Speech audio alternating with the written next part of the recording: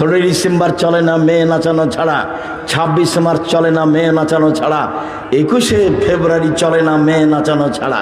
দিবসই হারাম, দিবস শিরক। 16 ডিসেম্বর শিরক, 26 মার্চ শিরক, 21শে ফেব্রুয়ারি শিরক, জন্মদিবস শিরক, মৃত দিবস শিরক। কোনো দিবসই নাই দুনিয়াতে, মাত্র 2 দিন, ঈদুল আজহার, ঈদুল ফিতর। শুনুন, ছেলে জন্ম দিয়েছেন, জবাব দিবেন আপনি। মেয়ে জন্ম দিয়েছেন, জবাব দিবেন আপনি। আপনার ছেলে মেয়ে ঘুম থেকে উঠে ঠাকুরের গান বলে, আপনি কি বুঝাতে চাচ্ছেন? আপনার ছেলে মেয়ে তো স্কুলে ঢোকেই বলছে সকালে উঠে, ও কালিমা তোমার আকাশ, ও কালিমা তোমার বাতাস। তো কালিমার তো আর আকাশ বাতাস নয়, বা আকাশ বাতাস তো আল্লাহর। তো আপনার ছেলে মেয়ে এখানে জাতির কি কল্যাণ করতে পারে? ও তো নিজেই মুশরিক, ওর শিক্ষক মুশরিক, ওর প্রতিষ্ঠান মুশরিক, ওর জাতি মুশরিক। ও তো কখন মুশরিক হয়ে দিন রাত ঘুরে বেড়াচ্ছে, তার তো হিসাবই নাই।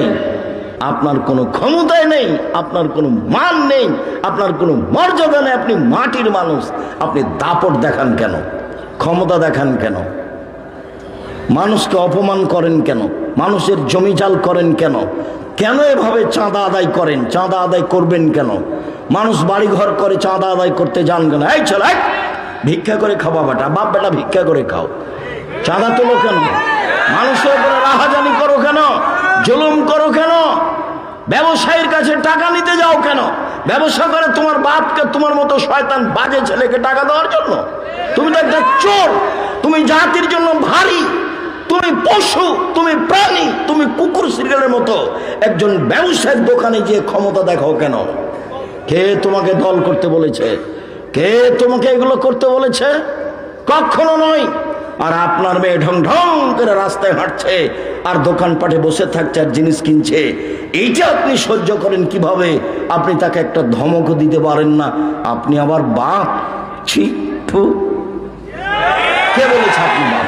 আমি তো বলিনি, আমি বলিনি কোনোদিন। হাদিস বুখারী মুসলিম। জুয়াচুরি থেকে বেঁচে থাকো, জুলুম থেকে বেঁচে থাকো, চাঁদাবাজি থেকে বেঁচে থাকো, ভিক্ষা করে খাও। মানুষকে দাপট দেখিয়ে চাঁদা উঠাও কেন? কেন উঠাবা? ব্যবসায়ীর রাস্তা ঘুরতে হবে কেন তোমাকে? বৃত্তশালীর বাড়িতে গিয়ে তোমাকে আক্রমণ করতে হবে কেন? তুমি হায়ানা, তুমি কুকুর, তুমি শ্রীগাল, তুমি বাঘ ভাল্লুক, তুমি পশু প্রাণী। ভিক্ষা করে খাও বেটা, ভিক্ষা করে খাও, উপার্জনের শেষ পথ।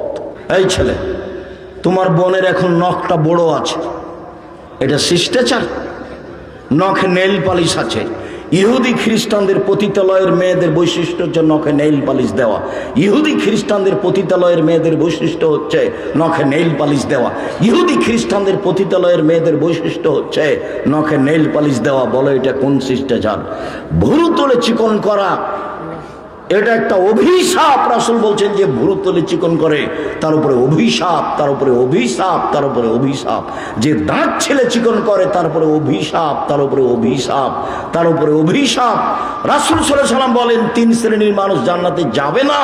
তার 1 শ্রেণীর মানুষ হচ্ছে রাজলাতু মিনান নিসায়ে, পুরুষের বেশধারী নারী, যারা পুরুষের জুতা স্যান্ডেল পরে, যারা পুরুষের শার্ট প্যান্ট পরে, যারা পুরুষের পোশাক পরে, তাদের উপরে অভিশাপ, তাদের উপরে অভিশাপ, তাদের উপর অভিশাপ। আপনি ছেলে মেয়েকে কি শিখালেন? আপনার একটু শরম হয় না কেন? আপনার একটু হায়া হয় না কেন? আমি তো আপনার জন্যই আসছি চট্টগ্রাম থেকে, তা আপনি ওখানে গল্প করছেন কেন? আব্দুর রহিমের বক্তব্য তো আমিও সাদ করে শুনি, আব্দুল্লাহর বক্তব্য তো আমিও সাদ করে শুনি। আপনার একটু ইতস্তবোধ হয় না কেন?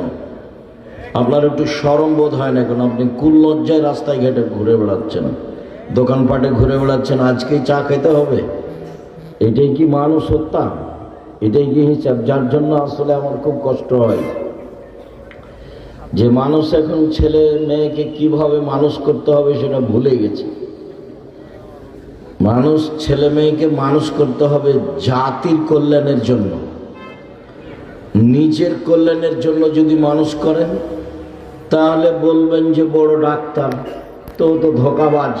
প্রায় ডাক্তারই ধোঁকাবাজ, প্রতারক।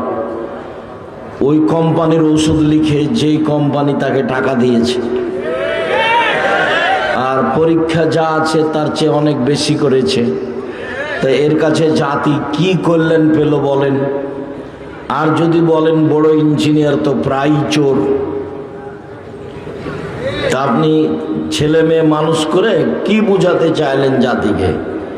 এটা কি হিসাব আপনার? সম্মানিত দিনী ভাই বোন,